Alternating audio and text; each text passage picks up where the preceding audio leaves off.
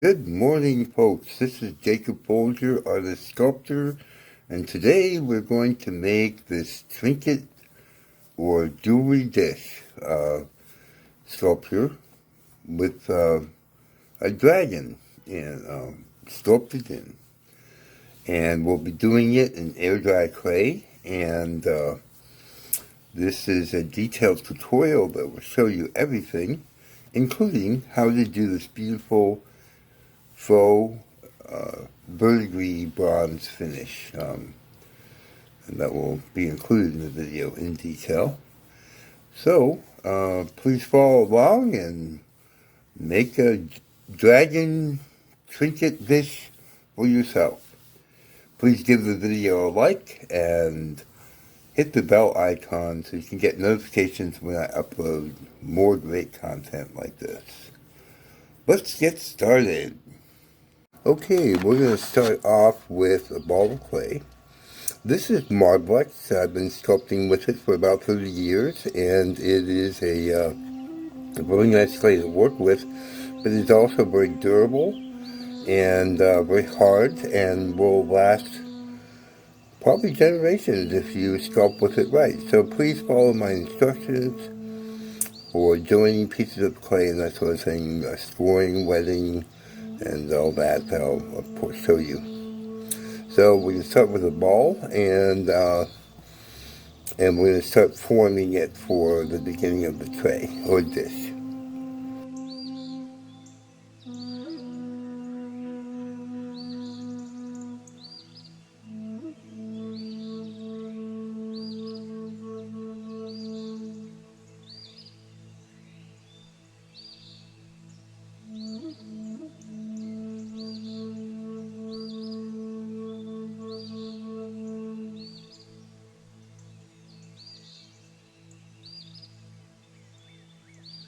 Okay, so you want the beginning of the tray to be uniform all the way around, same thickness and that sort of thing. So you can just press the clay, squeeze it and form it.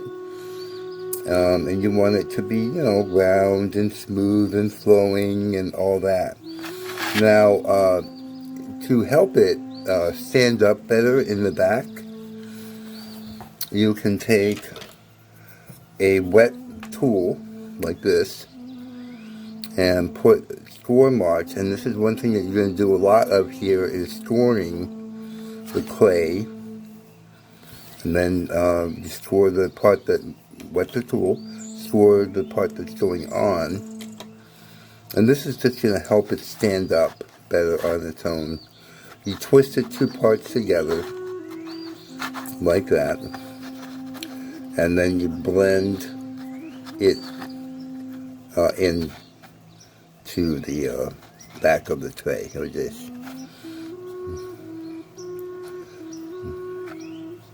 It's like a little kickstand, and you want to do a nice job of it. Make it nice and smooth and nice, and because it's part of the sculpture basically. And now this will stand up better on its own.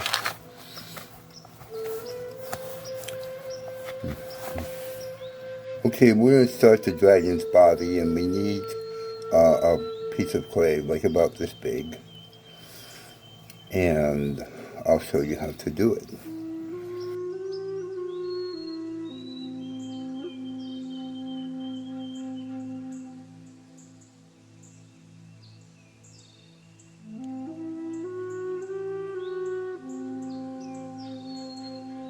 Nice uniform noodle of clay, and if you missed it with a spray bottle like this, just give it a mist while you're rolling it, just a little bit, and then apply gentle pressure when you're rolling it, so it doesn't become flat.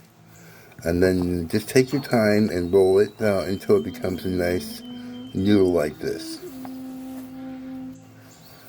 Okay, now you want to position the noodle on the clay.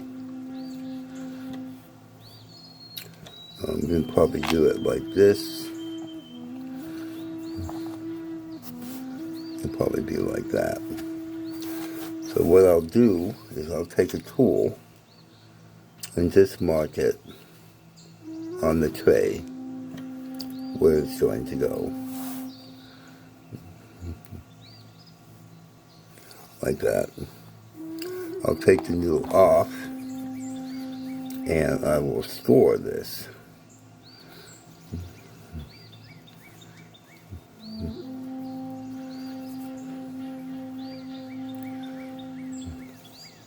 And that will help it, stay on there for years to come.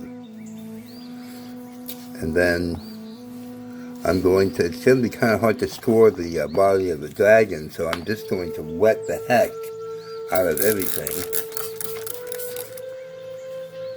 which will also help keep it all together.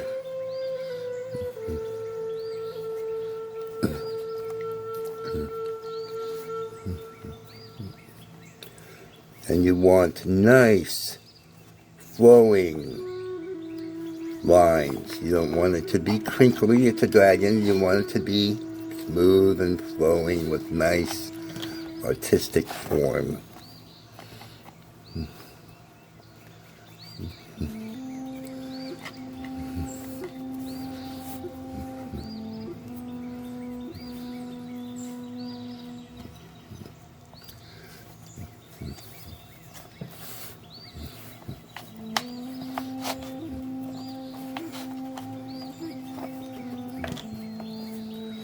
Maybe we'll just bring this in a little bit there.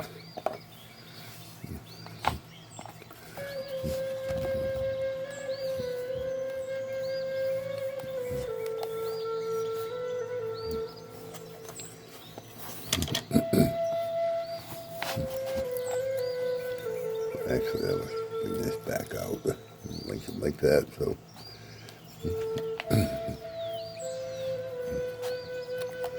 Okay. Okay, I'm going to sculpt the dragon's face.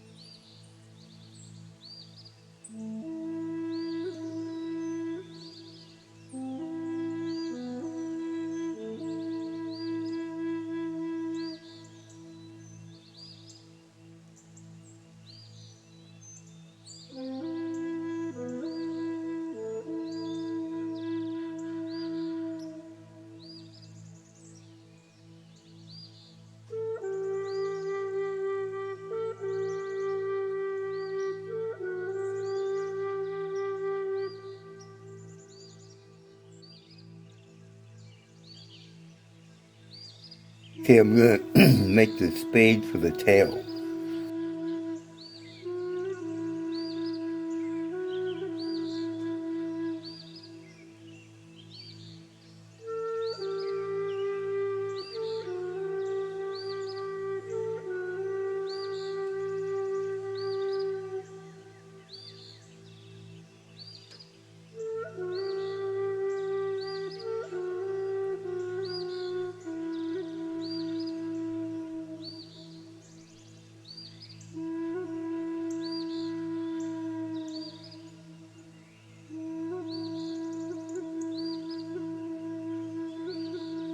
Now I'm going to make the back leg, and I'm starting with a cone-shaped piece of clay.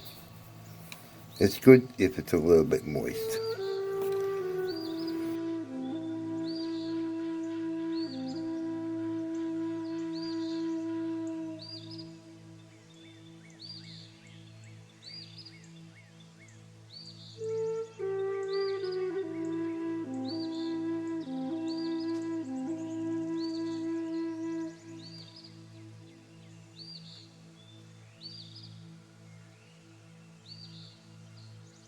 I'm going to roll the toes and make the toes and the feet.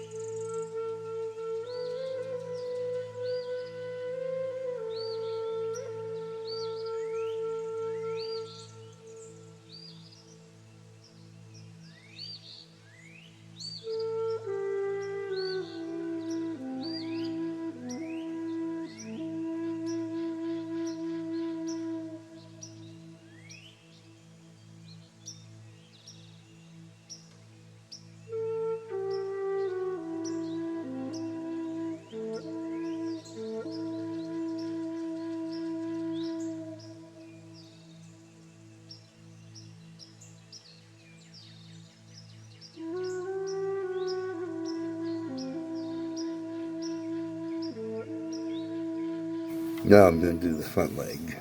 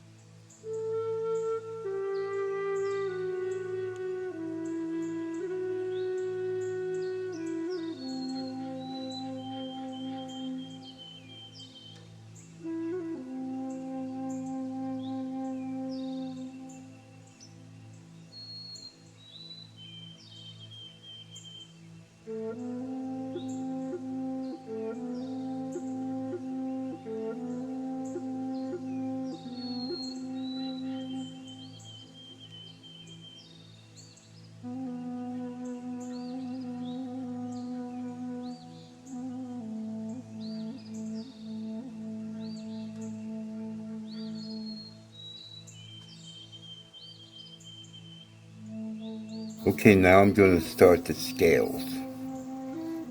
So I start off with a small noodle of clay.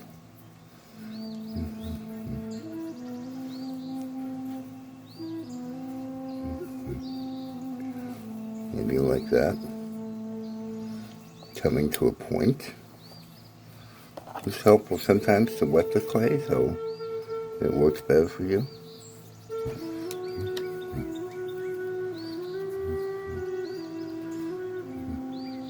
Or something like that.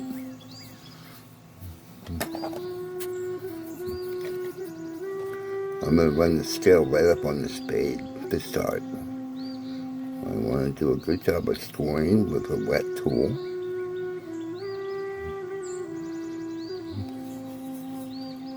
And I want to score the scale as well with a wet tool.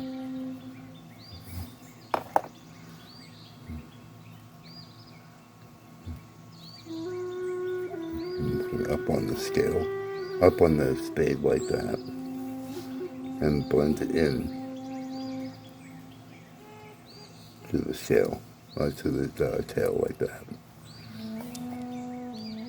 Maybe give the scale a little downward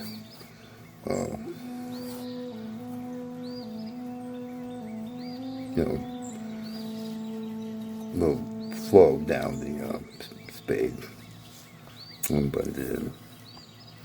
And then I'll just keep going up the tail. Wetting and scoring is extremely important, okay? You've got to do it. Take the time. Do it right. And this piece will last for many, many years. Forever, really, unless you throw it against the wall. Okay?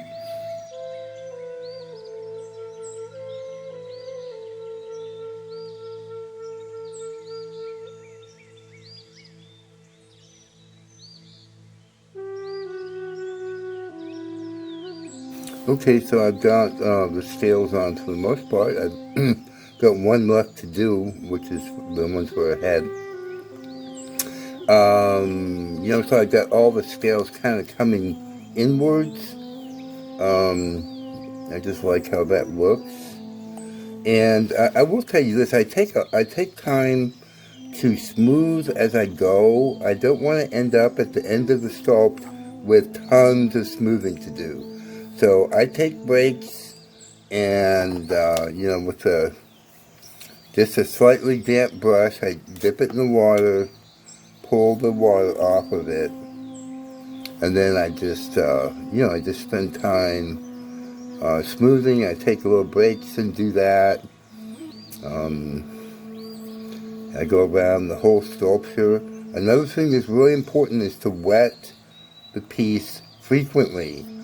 And if you take a break, wet it and cover it in plastic, a plastic bag or something like that, so it doesn't dry out. Because once it starts to harden, you won't be able to get it soft again very easily. It's a fighting battle. I wouldn't do that. I would keep the piece moist. If you take a break for longer than a few minutes, cover it, wet it and cover it. And you gotta do these things. So I do a lot of smoothing while I'm working. And also I want you to know that the sculpture takes a lot longer to make than you see in the video. So I think some people get caught up and think, oh, I've got to be done with this when the tutorial is over. No, I mean, these sculptures take hours to make, okay? So, there's a lot of time goes into them. So just keep that in mind. They're fun to do, and I think it's extremely rewarding work. And you end up with something, if you do it the way I'm teaching you to do it, wetting and scoring and smoothing and keeping your work moist, and you do all these things, and you work with a good clay like Marblex, not some homemade stuff you made or some knockoff brand from an unknown clay maker. Work with a good quality clay. He'll have a piece that will last really generations. So I have pieces that I made, 20 years ago that look like they were made today, So, working with high quality materials is a really important thing, and doing it right, as I teach it. If you just take the scales and lay them on there and you don't score and you don't wet, if you don't do that, they'll just pop off. They'll come off. So, okay, I'm going to make the wing.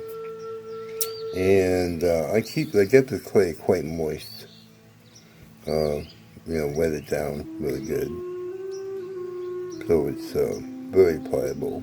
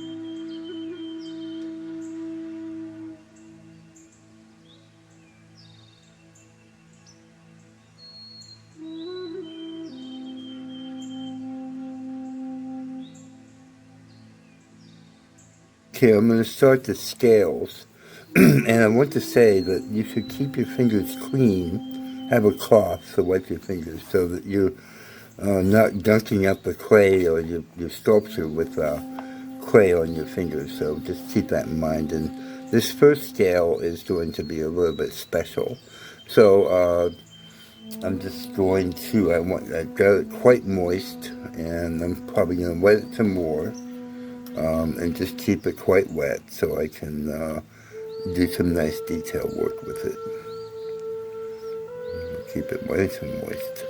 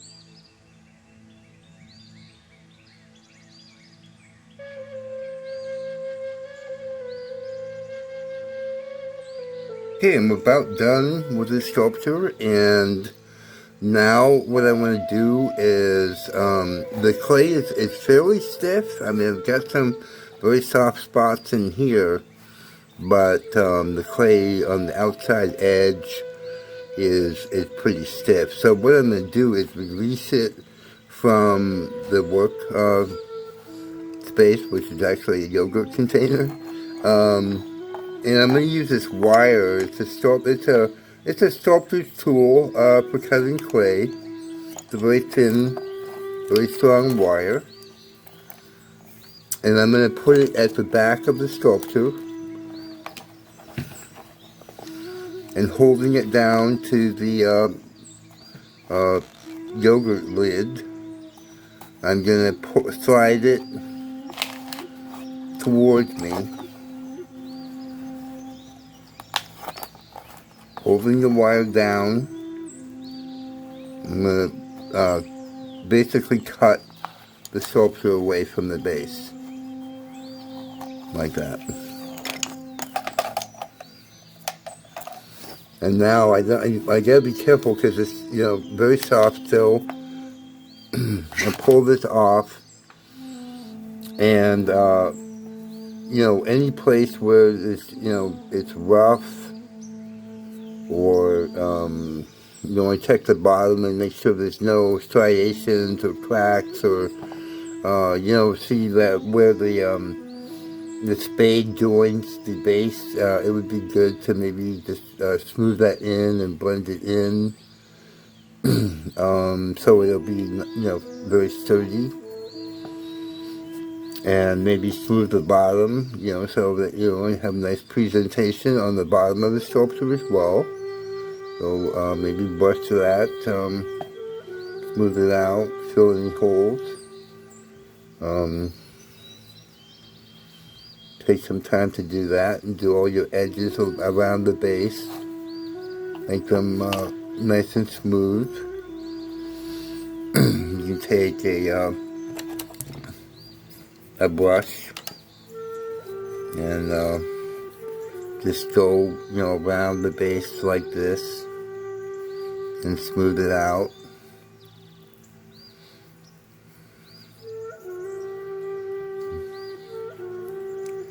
So I'll spend some time on that, and then of course, you know, there's going to be a lot of smoothing really in the in, you know, all the areas that I was sculpting in. As far as smoothing goes, I recommend having two brushes: a coarser brush for rough spots. You know, if you're a beginner sculptor, you may very well have a lot of rough spots. In those areas, I would use more water, and with a brush that is quite coarse.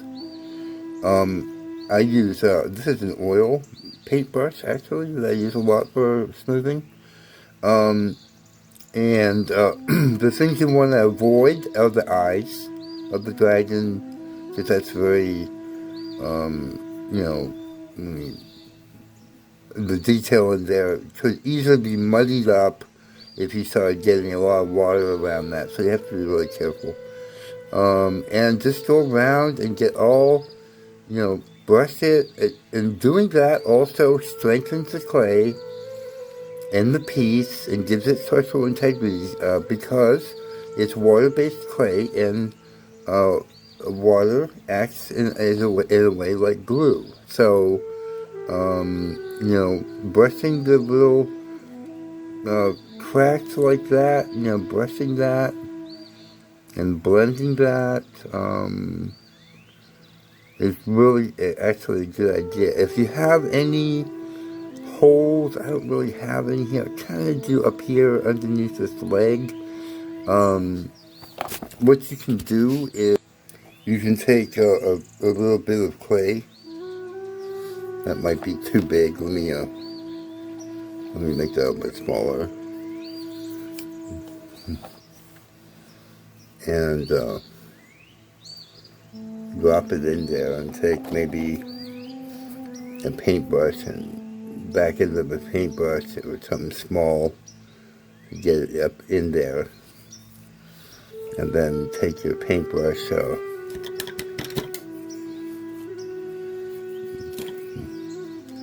and just blend that and smooth it in. And see, the reason why you want to do that is because those are danger areas where the clay may not be bonded well to the other parts of the sculpture. So those areas, you know, you want it to be real. You want to have structural integrity. You want to do a good build. You want to do lots of detail and have lots of fun and do all kinds of really cool stuff.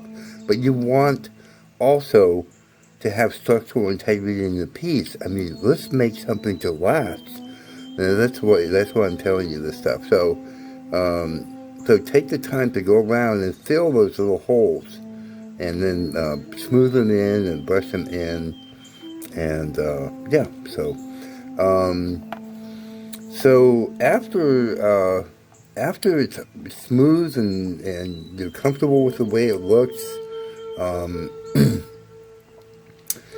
what you can do, this is Marblex. I don't know about other brands of clay, but with Marblex you can put it in the oven for like a half an hour and dry out the surface of the clay. It doesn't dry the whole sculpture. It just dries the surface of the clay so I can put a finish on it. So I'm going to do that. I do not recommend doing that for hours on end. Don't put it in the oven on a high temperature. Put it in the oven on a warm temperature, and only for about half an hour. If it's a bigger, thicker piece, maybe 45 minutes max. That's the most. You don't want to dry the sculpture out 100%. This is just for the surface of the clay so that it can be finished. So I'm going to do that, and we'll come back.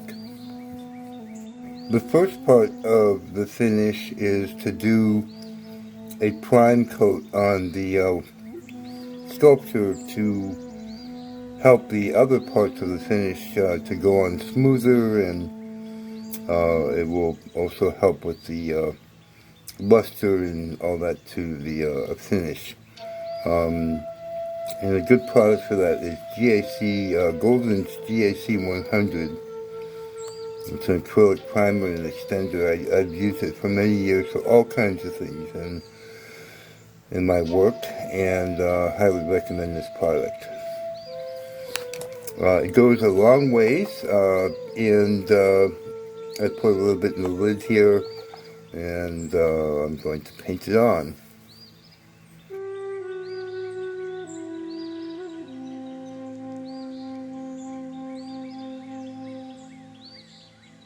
The next part of the finish is to paint the sculpture black. I'm using Utrecht Studio Series acrylic in deep black. I recommend that you can use other types of paint. I recommend either a matte or flat black finish. This deep black is Utrecht Studio Series acrylic is a matte finish. It helps if your brush is slightly damp when you start to put it on. You need to work it into all the details, so you need to look at all directions as you're painting it. And paint it 2 coats. And for the basin here, many coats. Wait about 5 minutes between applying the paint, assuming you're using acrylic paint.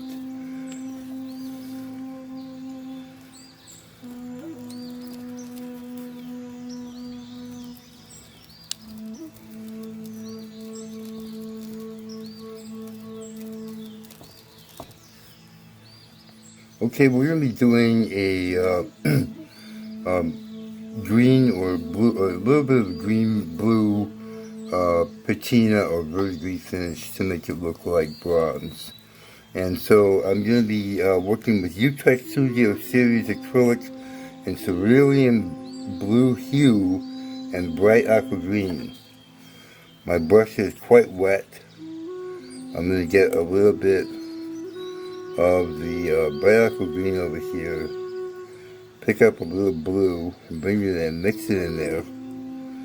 And I don't want to get it a solid color. I want it swirly like that. A bit more blue, a bit more green. And then I'm going to apply it to the sculpture.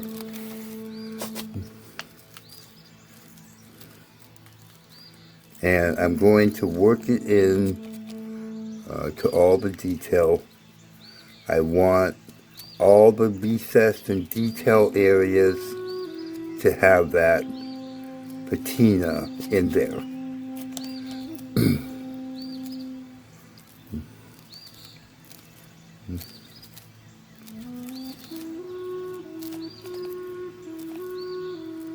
So I'm going to do that and come back in a few minutes. So I wanted to show you, and make it, really clear to you what I'm doing here. I want the patina to be, modeled in the, here in the mixture. I want it to be, some blue, a little bit of green, but it's not one solid color. It's not all blue, it's not all green, it's just a mixture. So when you apply it to the sculpture, it's actually quite interesting and pretty, and it's sometimes you might want to pick up a little bit more blue, maybe add a little bit more green, and just play with it, because it's going to make the finish of the completed piece, really quite exciting and colorful and beautiful. So yeah, just play with it, and we'll come back in a little bit and hopefully start to have the rest of the finish. Okay, the next part of the finish is to get a little, there's a little spill there, is to get a little black on your brush and dab it off so it's not really heavy on it. You use a paper towel and just go around and highlight the high points with black. Just lightly.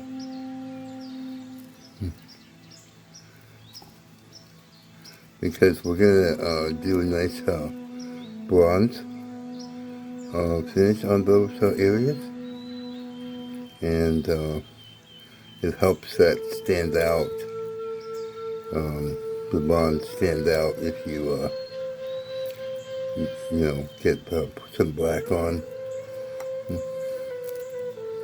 I just go, you know, I mean, I know what I want as far as where I want the bronze, and so I'm just showing you,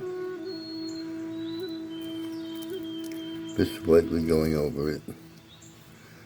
I might do a little bit in here too.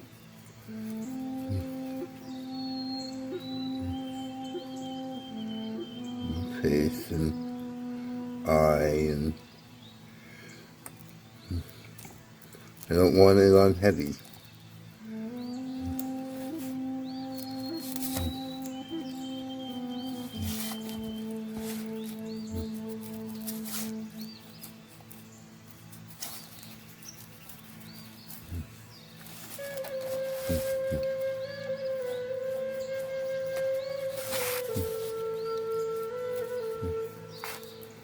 I'm lightly putting it on.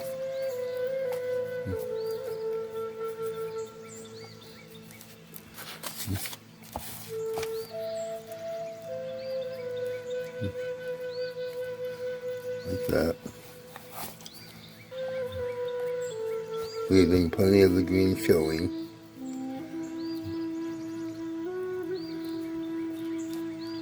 I should about do it. And wait for that to dry a few minutes. The next part of the finish is to use Johnson Paste Wax, which is a wax I've been using for many years on my sculpture. And I highly recommend that you use this particular wax because it's very high quality and a very wonderful product. And we'll also be using pearl-like pigments in the color Antique Bronze. And so what I'm going to do, I have the bronze in the lid here. I'm going to get my finger into the wax, get some on my finger, and swirl it with my thumb. Every time I go into the wax, I get on my finger, I swirl it with my thumb. Then I dip my finger in the bronze, like that. And then I swirl that with my thumb. So every time I go into the bronze, I swirl it with my thumb. And then I highlight the sculpture. Just in a few areas. The high points. Maybe the scales. The dragon's face and ear.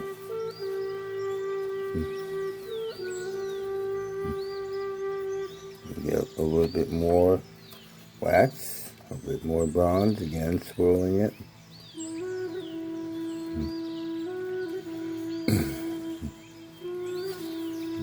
Side of the dish.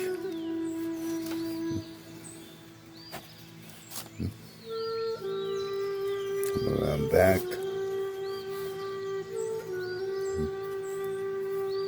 Highlight that. And then I'll go over it really lightly in the other areas.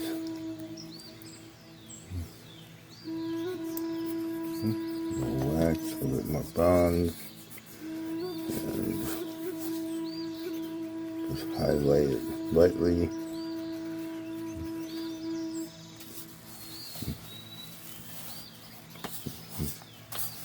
You see, it's quite beautiful. And it's not even done yet. We'll come back in about 10 minutes. After the wax got hard, I did another coat on the entire sculpture, and then I did several coats in the basin where the dish portion here. And now I'm going to take a soft cloth and gently rub the sculpture, keeping in mind that this is paste wax, and the whole idea of that is to protect and put a beautiful sheen when you rub it on the sculpture, and it really makes it pop. It brings out the bronze and the colors, and it's just really, really quite beautiful. I hope you are able to see that on the video. The bronze just absolutely glistens in the light. So, very nice, very nice. Okay, so here it is, finished, and I think it turned out quite nice. I'm going to do some close-ups.